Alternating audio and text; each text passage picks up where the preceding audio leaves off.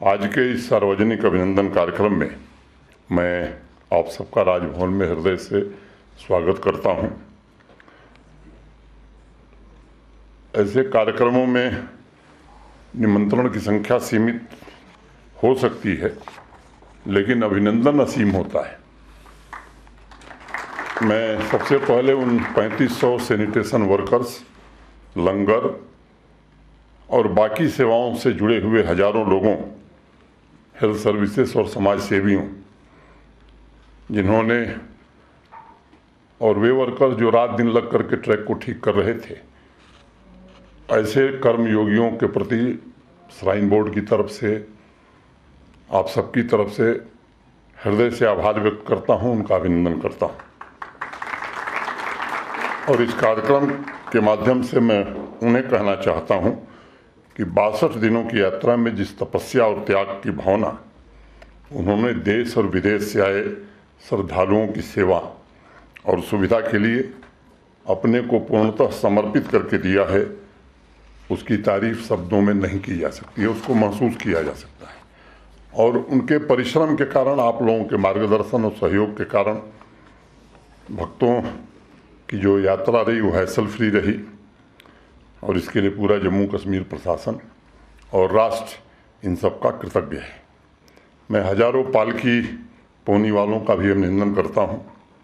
आज के कार्यक्रम के माध्यम से यहाँ उपस्थित हर एक अधिकारी, हर एक वर्कर के साथ साथ जम्मू कश्मीर के 1,35,00,000 लोगों का भी मैं हृदय से आभार व्यक्त करना चाहता हूँ, सार्वजनिक रूप से, जिन्होंने इस यात्रा को सफल बनाने में अप्रतिम योगदान दिया है। अवाम के सभी वर्ग के लोगों ने देश भर से आए हुए श्रद्धालुओं से प्रेम और उत्साह की भावना उनके प्रति जो प्रदर्शित की, उसके लिए मैं हृदय से कृतज्ञता ज्ञापित करता हूं। मैं मीडिया के साथियों का भी आभार व्यक्त करता हूं, जिन्होंने अपने कवरेज के माध्यम से देश विदेश में बाबा के भक्तों तक सभी जानकारियां सही ढंग से मुहैया कराईं। ये सच है कि सबके सामूहिक प्रयासों से बाबा बर्फानी की यात्रा इस बार काफ़ी चर्चा का विषय बनी है। विदेश से भी इस बार कई भक्त आए और 3 दशक से कई लोगों ने, आप सबने सुना है कि कई ने कैलिफोर्निया से 2 लोग आए थे, उन्होंने कहा साहब 3 दशक से हम इंतज़ार कर रहे थे और उनकी मनोकामना पूरी हुई है। तो मनोकामना तो बाबा ही पूरी कर सकते हैं। यात्रा ट्रैक पर माउंट रेस्क्यू टीम की भी बड़ी चर्चा इस बार है, और यात्रा के दौरान मैं भी श्रद्धालुओं से मिलता था जो दर्शन करके आते थे।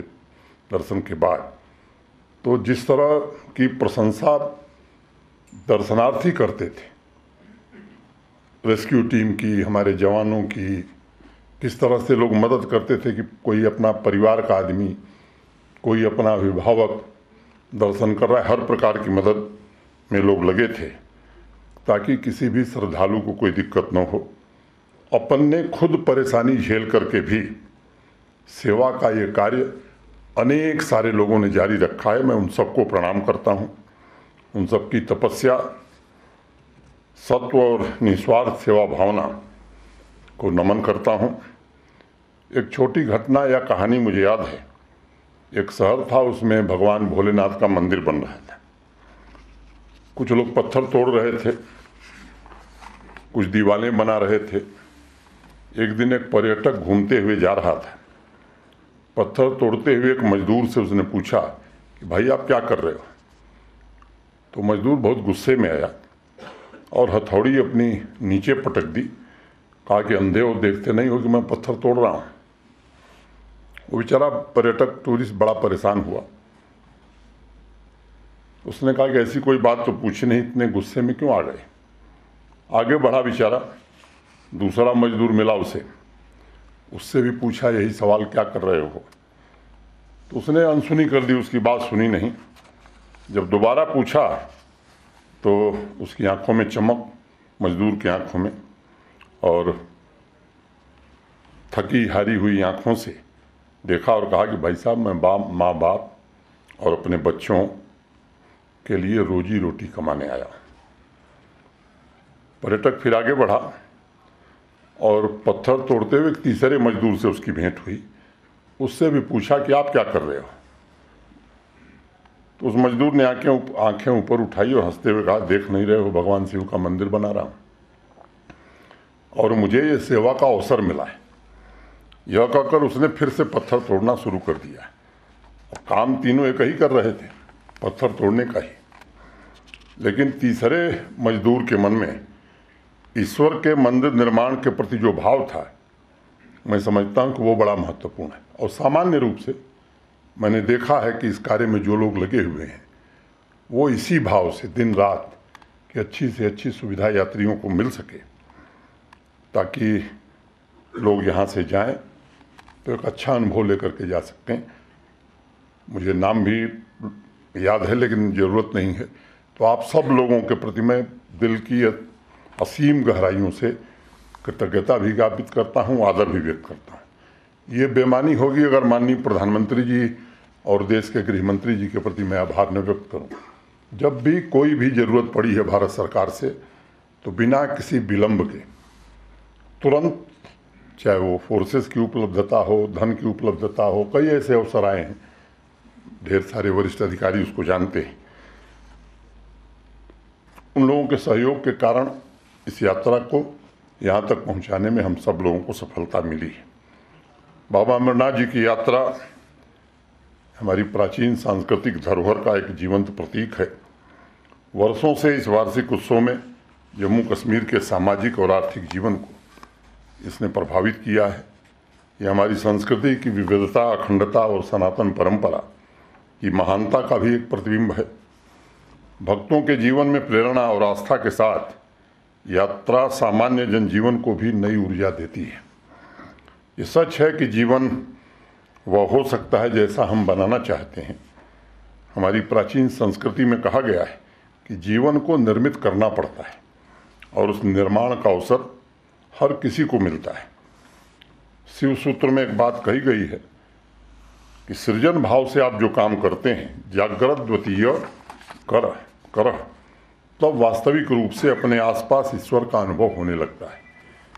जिस टीम जम्मू कश्मीर की बात हुई, तो मुझे लगता है कि टीम जम्मू कश्मीर को भी इस बस अवसर मिला था कि एक ऐसी यात्रा का सृजन करें जो ऐतिहासिक उपलब्धियों से भरा हुआ हो।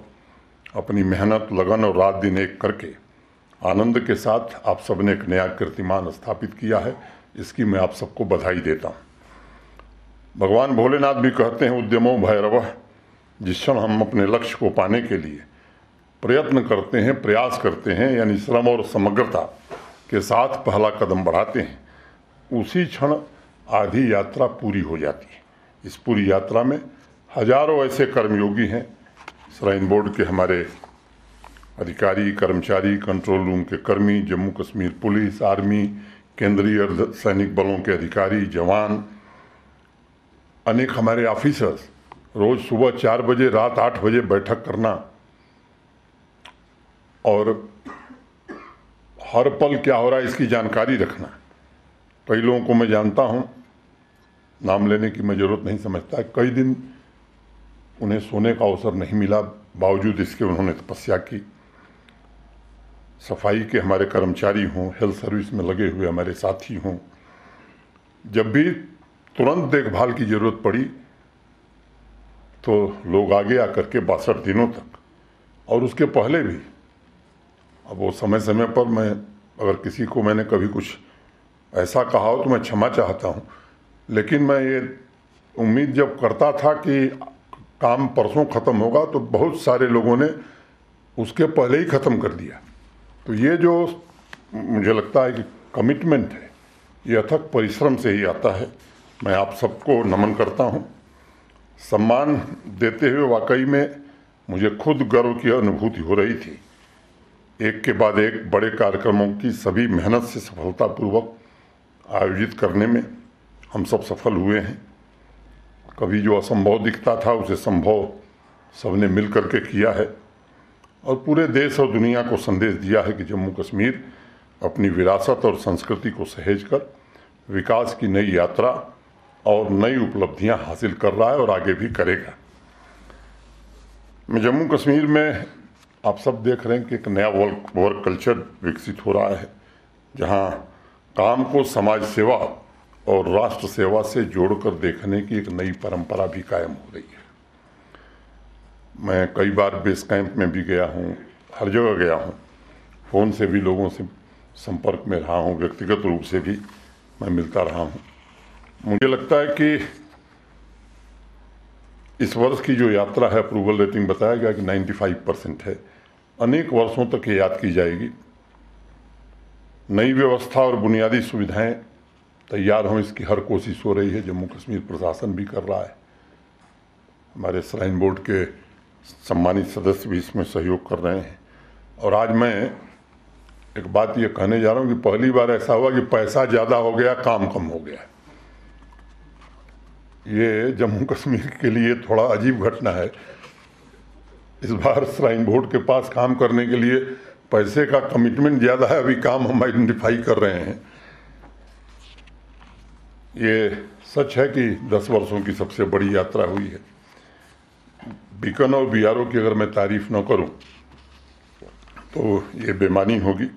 रेलपथरी बरारी मार्ग को जिस तरह से चौड़ा किया, वो निश्चित रूप से, और प्रतिदिन कोई न कोई चैलेंज आता था तो उसे तुरंत ठीक करना।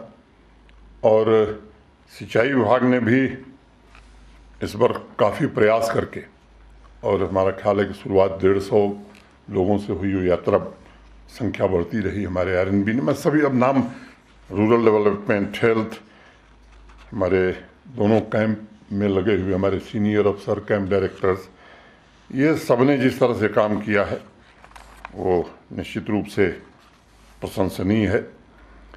प्रीपेड जो सर्विसेज इस बार शुरू की गई थी, लगभग 1,80,000 से ज़्यादा लोगों ने उसका लाभ उठाया है।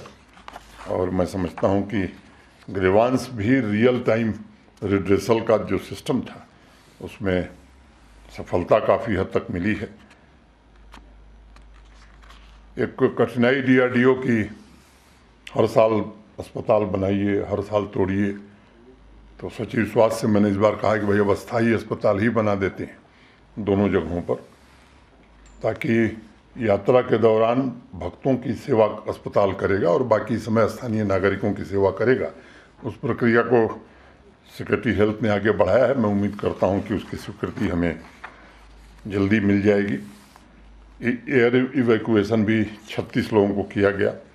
टेलीकॉम ऑपरेटर्स के प्रति भी मैं धन्यवाद देना चाहता हूं, जिन्होंने, आप सुन करके आश्चर्यचकित हो जाएंगे कि डेटा का कंजम्पशन इतना बढ़ गया था कि तमाम कैपेसिटी बढ़ाने के बावजूद भी कभी कभी परेशानी होती थी। और जब भी हमने निर्देश दिया तो हमारे सभी सर्विस प्रोवाइडर्स ने प्राथमिकता के आधार पर इस काम को लिया। लंगर ने जिस तरह से भोजन उपलब्ध कराया श्रद्धालुओं का, वो भी काबिल तारीफ है। 5100 टॉयलेट, इस बार 5100 टॉयलेट स्थापित किए गए। पिछले वर्ष की तुलना में 34%, 34% ज़्यादा थे। और 3500 सैनिटेशन वर्कर्स यात्रा को स्वच्छ रखने के लिए दिन रात काम कर रहे थे। और zero landfill approach, solid waste disposal का जो प्रबंध है, वो निश्चित रूप से, उसके कारण यहाँ के स्थानीय नागरिकों में भी एक नए प्रकार का विश्वास पैदा हुआ है। प्रकाश का भी पर्याप्त इंतजाम था। रियल टाइम मॉनिटरिंग के लिए एक्सक्लूसिव वायरलेस इंटरनेट नेटवर्क भी स्थापित किया गया था। इंटीग्रेटेड कमांड और control centre, joint police control room, Raj Bhavan में भी रियल टाइम मॉनिटरिंग हमारे कैंप से, ये काफ़ी मेहनत लोगों ने किया है। होली केव और होली केव के फ्लड प्रोन तथा वल्नरेबल एरिया का डिमार्केशन किया गया, वहाँ भी काम किया गया। NDRF, SDRF, mountain rescue team,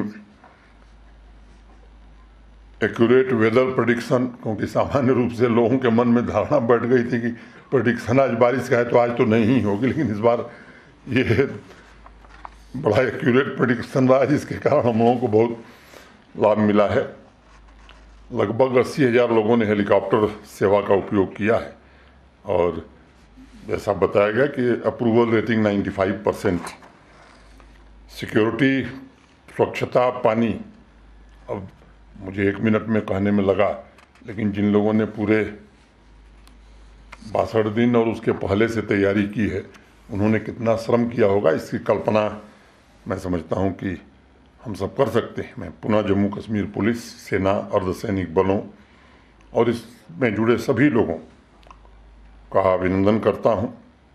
और जितने चौकन्ने थे इस बार, लोग हर बार ही रहते हैं, लेकिन इस बार लगता था कि तय कर लिया है सबने। कैंप डायरेक्टर्स, यात्रा के लिए जुटे हुए हमारे अफसर, वो नौकरी नहीं, एक तपस्या कर रहे थे। और जिस समृद्ध सांस्कृतिक परंपरा का हमने जिक्र किया, उसको नए शिखर पर पहुंचाने में आप सबने योगदान किया है। G20 के सफल आयोजन के बाद इस वर्ष यात्रा को आपने सफलतापूर्वक पूरा किया है। वह नए आकांक्षी और आत्मविश्वासी जम्मू कश्मीर का प्रतीक है। पहाड़ जैसी चुनौतियों का सामना करने में आप सफल हैं।